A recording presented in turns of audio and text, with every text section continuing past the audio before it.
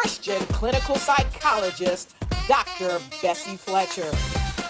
Dr. Bessie helps to heal the broken hearts of mothers and their daughters. If you and your daughter have brokenness in your relationship, please join the anointed and appointed one, Dr. Bessie. She's here to help you.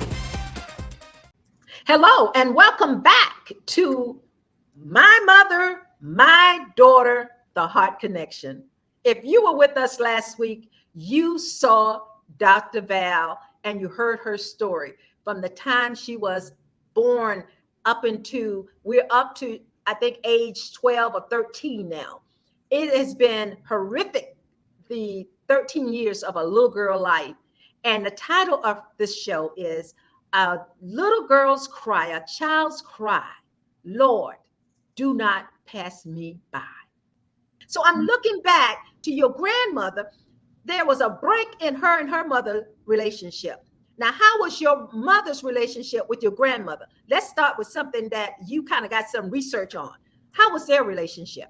Well, I know just from speaking with my mother's sister, my aunt, my mother was my grandmother's favorite daughter. She had two daughters. The way she treated my aunt was horrible. She treated my aunt, her own daughter, very cruel, even as an adult. After, we watched that for years. How could you be so cruel to your only living daughter?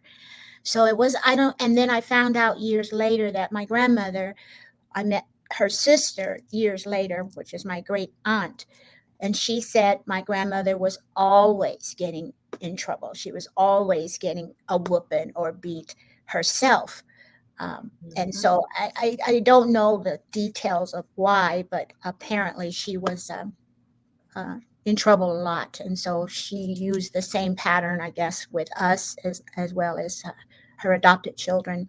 Okay, so let's stop right there. Now I'm looking at the pattern.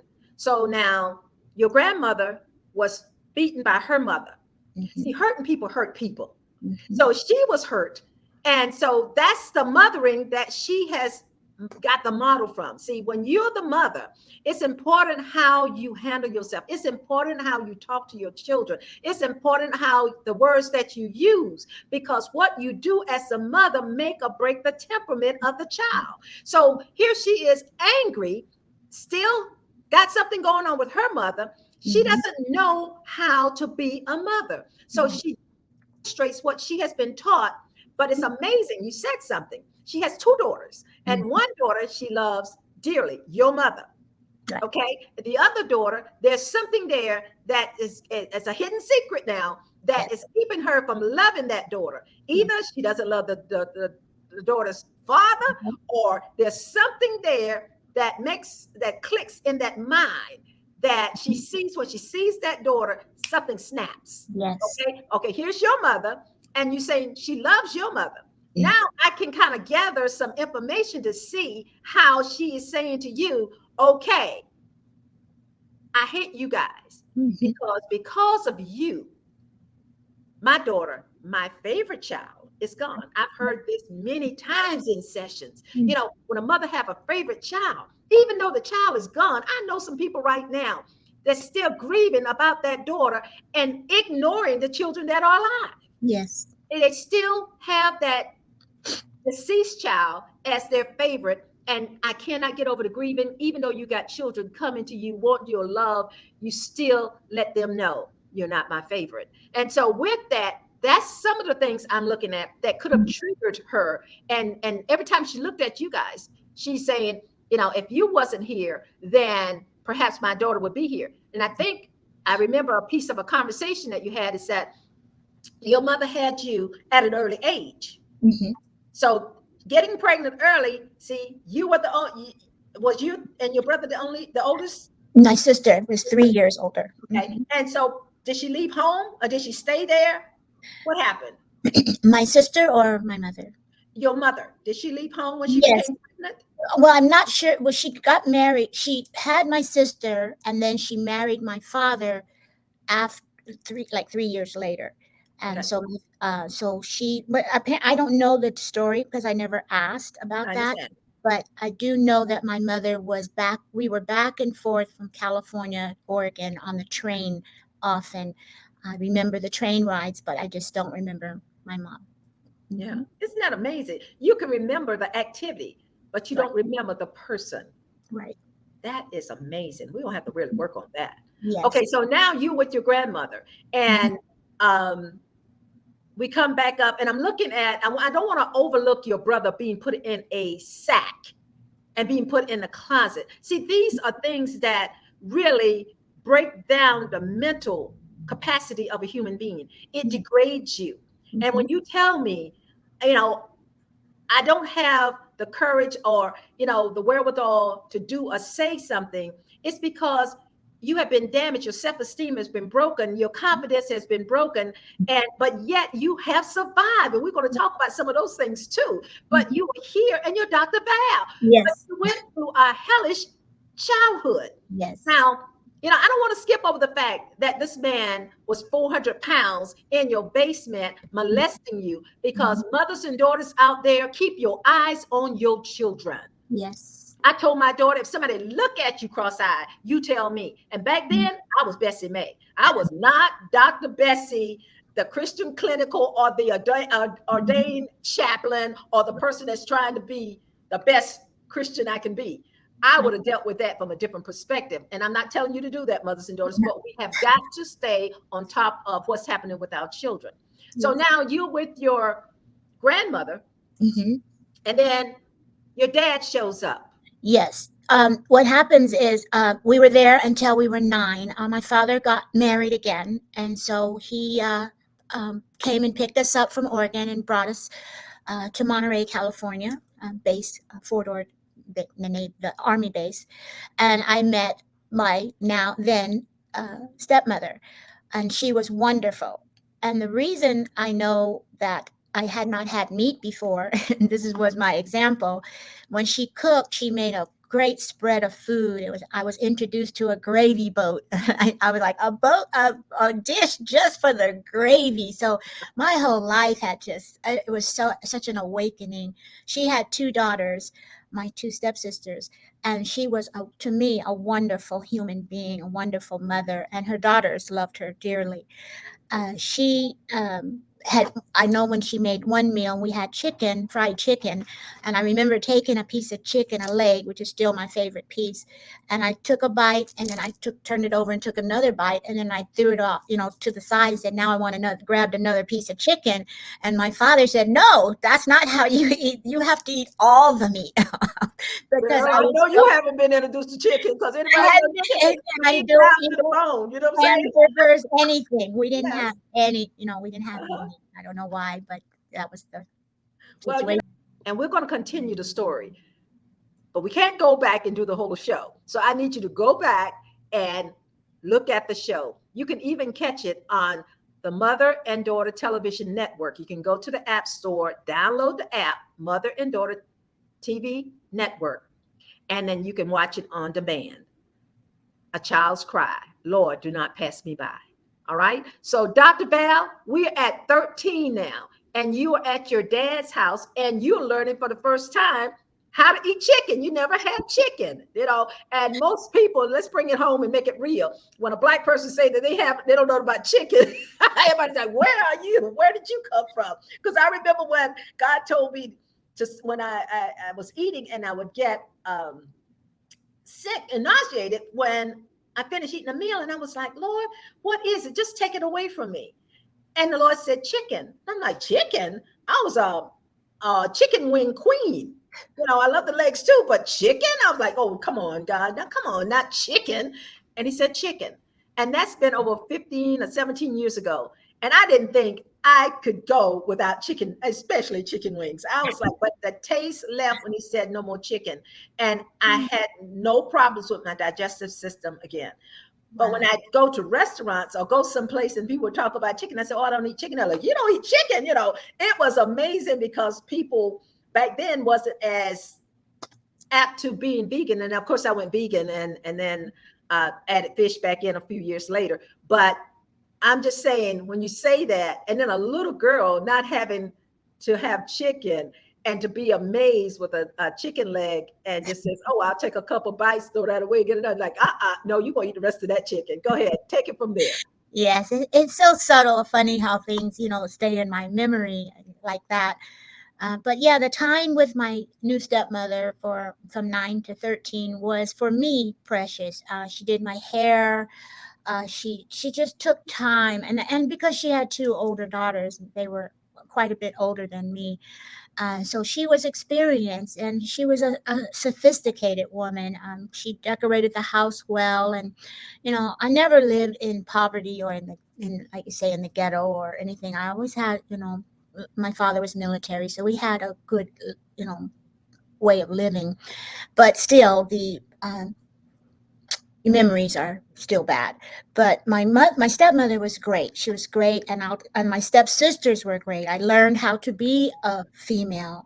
When I was with my grandmother, we didn't have any cultural teachings or common sense or anything. Even as an adult, I was accused of not having any common sense. And that's because I didn't have any teaching. We were only abused. And then school was my only resource of learning. So I became very good academically. I love science. I love math, and then I love the Lord.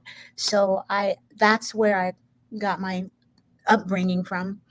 Anyway, with my stepmother, everything was great. And then my father and her divorced, separated, and my father took us back, and he had to go to Vietnam again, second tour.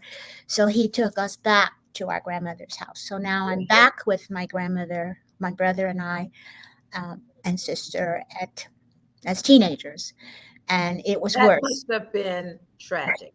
It was worse because what was going through your mind when he said, "I'm gonna have to take you back to your grandmother"? I know you probably said, "Oh, no." Well, yes, and the thing about back then, that was 70s, and you had to still respect your parent. You still had to, you were still the child. You still had no, today's children are, different than we were. We were just we minded, if you have to go here, you got to go there.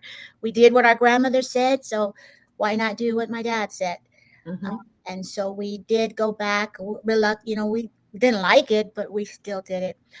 But now I'm in junior high, and I'm still getting beat. We're still getting beat. I would wear thick black stockings to not show the welts on my legs, and then I remember running away when I was 13. I told my brother, I asked my brother to run away with me. I said, "Why? Let's leave this place." And my brother said, "No, he's going to stay." So I ran away by myself. I stayed with some friends of mine here and there occasionally, this one, that one. And then finally they said, "We can't hide you anymore." And so I ran away to juvenile hall, which was a place of, for children who do crimes. And they kept me for 3 days. I went to school there for 3 days, and they finally said, "We have to let you go because you didn't do anything wrong." At the time, I didn't think do something wrong, so I stayed longer. But I was like, "Oh man!" And so that's when they said, "Where do I want to go?" And I went to go stay with my aunt, my mother's sister. And then I was abused by all my cousins, boy cousins, and my uncle. I was the only girl. My sister had already gone on her own, but now I'm being abused. It's 10 of us in one home, 10 children, and my aunt had 6, and then my brother and I, 10 of us. And I had to do all the chores because I was the girl. The boys weren't allowed to do any dishes or clean or cook or do anything. So I had to clean up after all the boys. And then I was molested by my cousins, male cousins, and my uncle was attempting molestation. It was just a nightmare. From one nightmare to another nightmare. Wow. And I'm just so I'm so drawn in, and I'm following you like a movie. Your life is a movie. Yes. So now you're there, and you're going from one, as they say, from the fire, from the pot to the fire, or from the fire to the pot. From the frying pan to the fire. Yes. So now you're thinking, where? I can imagine, God, where are you? Where are you, God? I found you. And I said, do not pass me by. I said, don't leave me. But where are you? Have you had that conversation with God at that time? Yes, I remember, and it's so funny that God has a way of calming. You say, guard your heart. I didn't know what that meant then, but He had a way of giving me visions, and He given me a vision of Himself. I saw Him clothed in somehow covered, and He said, "It's not gonna always be like this." Wow. And that held me, and just to give the comfort, and I was still loving him no matter what. I've never been a mean or cruel person, even though I endured cruelty and mean. It just wouldn't come out of me to be, like I said, I couldn't scream anymore, and I just wasn't, I couldn't, my voice the way it was pointless to even try to be mean, because it didn't come out right. It didn't come out mean. So I took everything. I just took it. So when you're at your aunt's house, when did you leave? Because I knew you went to the streets. You're like, Yeah. okay, I'll just take care of myself. What happened? When did you decide that you would take your life into your own Well, hands? prior to that, like I said, my father is still in Vietnam at whatever reason. He was still doing his. This was still at 13 during his Vietnam tour. So I remember while I was at my grandmother's house before my aunt, my father had always wrote us a letter, and then my grandmother would read it. We weren't allowed to open it, but she would read it to us, what he said. Well, one day a letter came, and I remember reading the letter, and I said, "Oh, that was the worst thing I did. The only crime I did was reading a letter from my father before my grandmother gave it to us." And I remember reading the letter. There was a check inside for $237. I remember the amount, and at the bottom of the letter it says, "Here's some money for the kids' school clothes." And so I was so happy, and I put it away and made it sealed back up. So when she came back, she read the letter, and there was no check inside, and the area where it said, "Here's the money," was cut off. I lost it. I was like the straw that broke the camel's back. And I loved my dad, but we were not allowed. She still hated my dad at the time. So we weren't allowed to talk about him or bring him up. And so I remember getting under a desk and not coming out. I said, "I'm not coming out. I'm not coming out." And I just stayed there. And they said, "Come out." They got my aunt. They went and "Come on out, come out." I'm like, "I'm not coming out. I'm not. I was done. I couldn't take anymore." Yeah. And they finally brought the phone and said, "Your father's on the phone." And my father the USO had contacted my father in Vietnam. And I remember saying, "Dad, you have to come and get us." And so then the military made arrangements for him to come and get us. But I had run away after that. But then in that time when I was with my aunt is when my father showed up, and he came and took us to Washington State, to another Army base. And so it was just my brother and I and my father. But in that time, I had started being overly sexually active. Because sex was all I had endured. That was like the pleasure part of my life, the fun part. Sex became fun, a recreation for me. And so I ended up, doing a lot of sleeping around because I thought that's love. Sex is love. And that's how I thought that people loved me, because they wanted to have sex with me. Yeah. So I ended up doing it a lot. Yeah. And that's typical for a hurting person, when you don't know love, and even though we know God loves us, it's a spiritual thing, but he made humans to be connected to another human. And when Right. you don't have that connection to another human, you feel lost, displaced. What's wrong with me? Mhm. We all go through those moments, and sometimes people call it depression, but it's Right. just, to me, it's a lot of intra conversations that you're having in your own head that gets to twisting and turning around, that it overwhelms you. So that's what I do. I teach people how to manage those intra conversations in their head so that they can have an opportunity to realize where they are and how to fix it. So now you with your father, they tapped into something that is what most people don't want to realize is that, or admit, when it comes to a parent, they won't say it, they are acted out. They don't want the daughter to be sexually active, but they will act it out. No, you can't go. No, sit down. No, where you at? Where you going? But they won't sit down and have the conversation about sex. Right. Because once you have been introduced to that emotion and that energy, it's no turning around. And so to you, you're like, okay, nobody cares about me. Right. If this person looks at me and say, because you're a beautiful lady, oh, you're a pretty girl, I can help you out. Like, oh, they're so kind, because you're so busy looking for love. Right. And the love, as they can say, looking for love in all the wrong places. And people can, and it's something about, and no disrespect to men, but they're always on the prowl. They can tell when, this one is by herself, she's lonely, and know exactly what to say.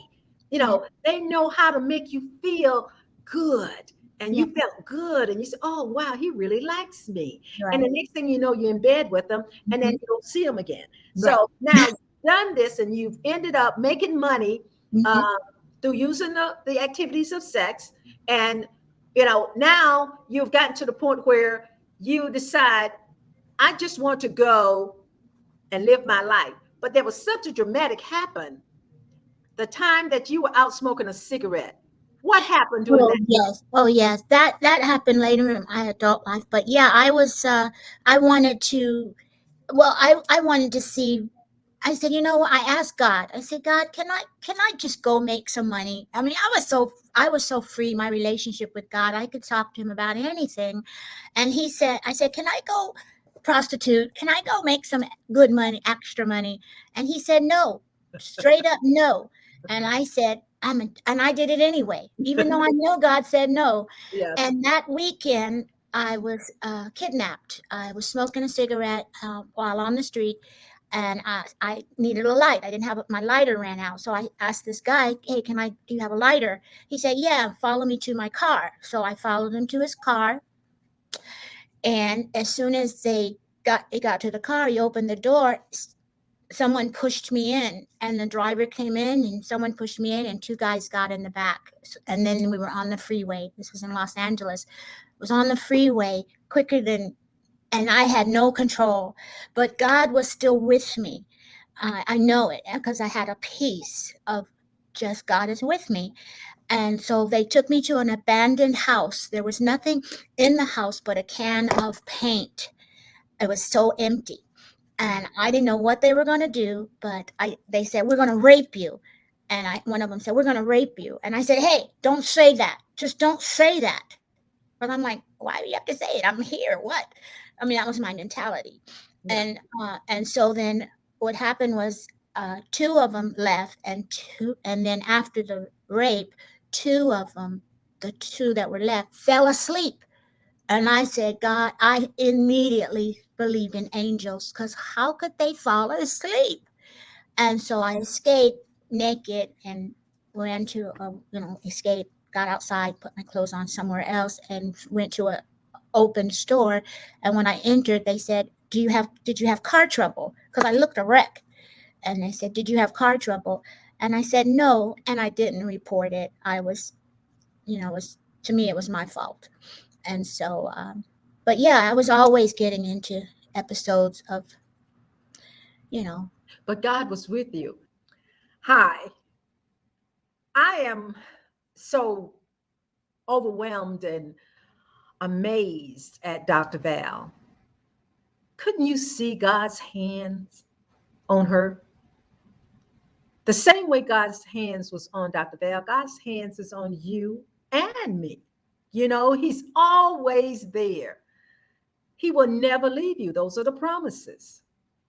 And even though we thought it was just going to be 2 shows, God kept speaking. He kept going on and on and on. And really, we had to just kind of find a place to kind of bring that plane on in and land.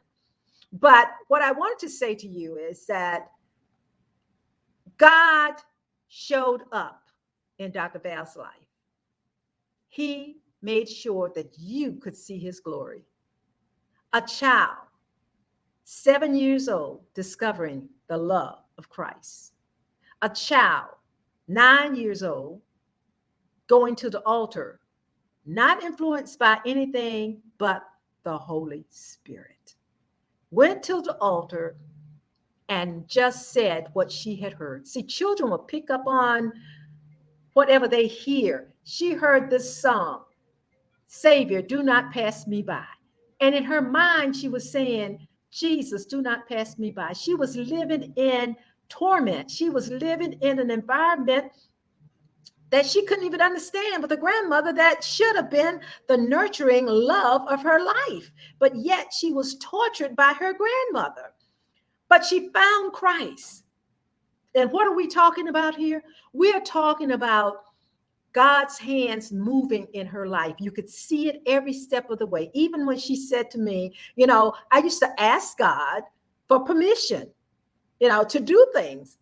And he would say no. And I just do it anyway. Doesn't that sound familiar? When she said that, I said, I understand that. That's what we all do. We ask God, can we do something? Sometimes we don't even ask. We just do it. And then we come to God afterward and then say, oh, God, can you help me? But I'm saying all of this just to wrap this thing up, because we are going to be coming back later with the story of Dr. Val and her children, and we're going to show you the hands of the Holy Spirit. As is the mother, so is her daughter.